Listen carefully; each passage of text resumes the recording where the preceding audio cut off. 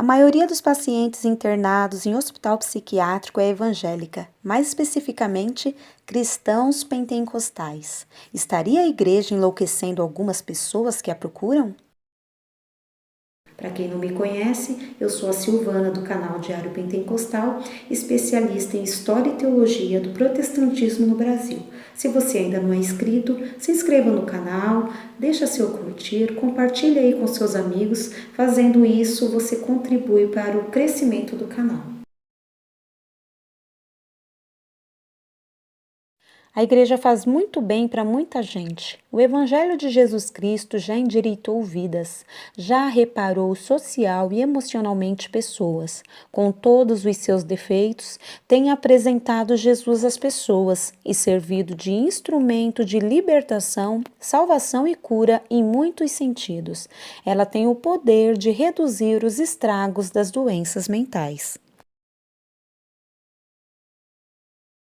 Na década de 1980, um pastor batista, professor de pós-graduação e atualmente presidente nacional do Corpo de Psicólogos e Psiquiatras Cristãos, CPPC, visitou sanatórios e hospitais psiquiátricos quando fazia sua faculdade de psicologia. Ele notou nestes locais que eles estavam cheios e com muitos irmãos evangélicos entre os pacientes. Neste ano, eu fiz algumas visitas a um hospital psiquiátrico e pude observar um grande número de pacientes muito jovens. Eles estavam internados ali por conta de tentativa de suicídio, transtorno bipolar ou por surto psicótico, entre outras doenças. Todos devidamente medicados, não apresentavam assim nenhuma agitação, com exceção de uma paciente evangélica pentecostal. Ela era jovem, casada e atuava, pela sua fala, no círculo de oração. Ela relatou também um período em que passou como missionária na África. Ela era a única que gritava, batia no vidro e que precisava ser amarrada para ser medicada. Em meio ao seu surto, falava alto, com entonação vocal de pregador pentecostal, inclusive sapateando, movendo as mãos e citando chavões pentecostais. Talvez a igreja é procurada por pessoas que já estão enlouquecendo e não teria conseguido recuperar a saúde mental delas. O Dr. Paulo Dalgalarron, da Unicamp, afirma que as igrejas reduzem os estragos das doenças mentais. Sobre os evangélicos em sanatórios, podemos afirmar que não somos imunes às doenças mentais. A igreja não tem conseguido curá-las como certamente gostaria. Principalmente no meio pentecostal, grande parcela associa a doença mental com opressão maligna. A opressão maligna é real, porém, nem toda doença mental é decorrente de opressão maligna.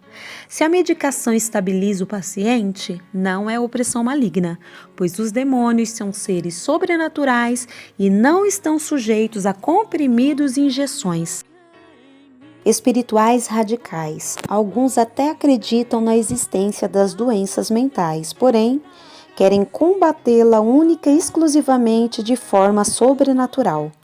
Devemos sim e prioritariamente buscar auxílio de Deus também para a cura de doenças, porém, não é sensato desprezar o tratamento médico convencional. O exemplo disso é a maneira como o Evangelho de Lucas e o livro de Apocalipse foi escrito.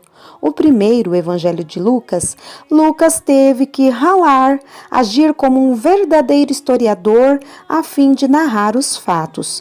Agiu de forma natural e racional. Já o livro de Apocalipse foi dado a João de forma sobrenatural. Isso não faz dele mais poderoso em detrimento ao Evangelho de Lucas. Essa observação é importante para se entender que, em certos momentos, temos que nos utilizar de recursos humanos e falíveis, sim.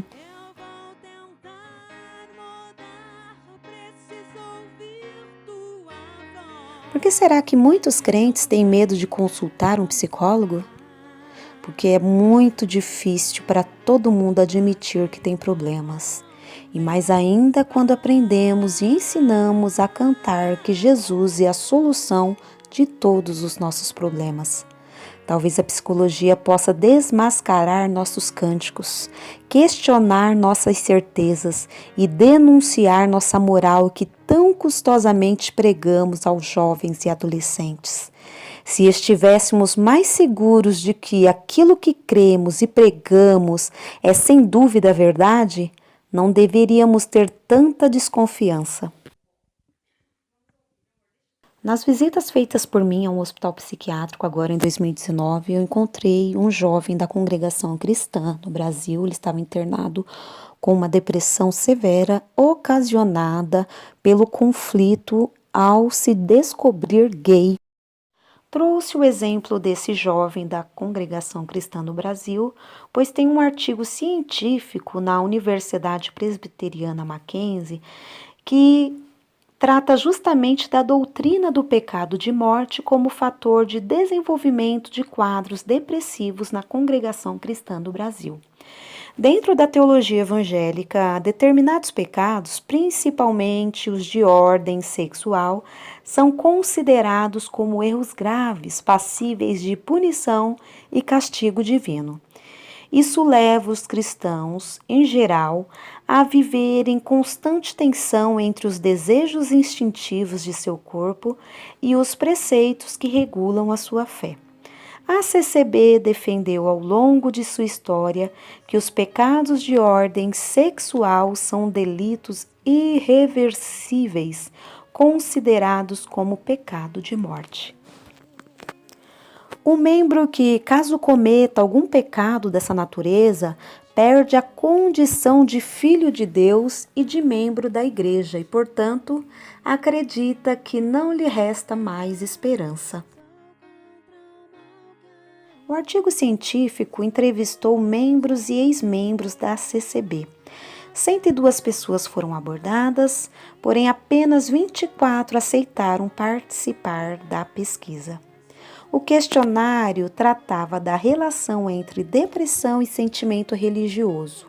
Foram feitas 7 perguntas. Primeira pergunta: durante o período em que frequenta ou frequentou a CCB, sentiu-se deprimido em algum momento? Segunda pergunta: a qual causa ou motivo você atribuía seu estado depressivo? 3. Conhece a doutrina do pecado de morte? 4. Considera a doutrina do pecado de morte como agravante para o seu estado depressivo? 5. Quando deprimido, procurou ajuda especializada junto à liderança da igreja? 6. Quando deprimido, buscou ajuda especializada terapêutica? E 7. Considera que seu sentimento religioso dificultou a busca por um tratamento especializado? O tempo médio que os entrevistados responderam que frequentaram a CCB foram de 20 anos. 71% afirmaram sentir-se deprimidos em algum momento durante a frequência à CCB. 67% relacionaram seu estado depressivo com fatores doutrinários, como medo de perder a salvação, cometer o pecado de morte ou desagradar a Deus. Nenhum entrevistado com depressão procurou ajuda da liderança da igreja. Apenas 17% buscaram ajuda terapêutica especializada. 50% consideram que o sentimento religioso possui relação direta com o estado depressivo. O baixo percentual do que procuraram ajuda terapêutica profissional aponta para a dificuldade que o membro da denominação possui em relacionar sua depressão com fatores fisiológicos, vinculando-os, na maioria dos casos, à questão de cunho espiritual, ou seja, relação casual entre pecado, castigo divino e depressão. O Deus criado por nós. Imagine Deus olhando para você agora. Qual seria a impressão do rosto dele? Ao olhar para você, Deus parece feliz, sério ou triste? Nossa imaginação é uma boa medida de projeção da nossa imagem de Deus, ou do nosso Deus, que fomos criando e internalizando conforme vivemos no ambiente da igreja e da família. Qual sua principal preocupação perante Deus? Ao estar consciente da presença de Deus, do que você lembra? Que tipo de oração você faz mais frequentemente? Todas essas perguntas geralmente mostram que estamos preocupados em não errar. Nas pregações, Deus parece sempre satisfeito, esperando alguma melhoria de nossa parte. Em algumas denominações, esse cuidado em não errar adquire tons mais dramáticos, porque atrás da esquina, ainda na espreita, o terror da perda da salvação existe. Diferenças entre medo e temor de Deus. O mal dos cristãos é o sentimento que sobre nós permanece a ira de Deus. Existe o medo de pecar, o medo de estar fora da presença de Deus, o medo da mão dele pesar, o medo de perder a bênção. A imagem de Deus pode ser atemorizante. E existem frases que reforçam isso, como por exemplo, se Deus te chamou para o ministério, você não será feliz em nenhum outro lugar. Nada mais vai dar certo até que você esteja no ministério. A definição de temor de Deus pode ser entendida como respeito básico, e isso é positivo. O temor do Senhor, no sentido bíblico, quer dizer ouvir com atenção, prestar atenção no que Deus diz. O temor, ele não causa neurose em ninguém. Precisamos compreender a altura, a largura e a profundidade do amor de nosso Cristo, de que tanto já ouvimos falar, mas que talvez agora ainda não tenha conseguido lançar fora o medo de nossos corações. Justificados pela fé, temos paz com Deus. Não há nenhuma condenação para os que estão em Cristo Jesus. Esse sentimento de paz, que é traduzido para a nossa alma, seria: está tudo bem. É desejado por Deus para a nossa vida nessa terra.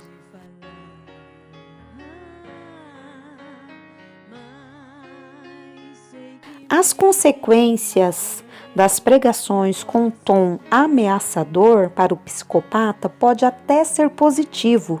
Para aquele indivíduo normal, ele consegue filtrar e absorver o que é positivo e o que é negativo ele descarta. Porém, para o hipersensível emocionalmente, este tipo de pregação é danosa, gera crise de pânico e fobias.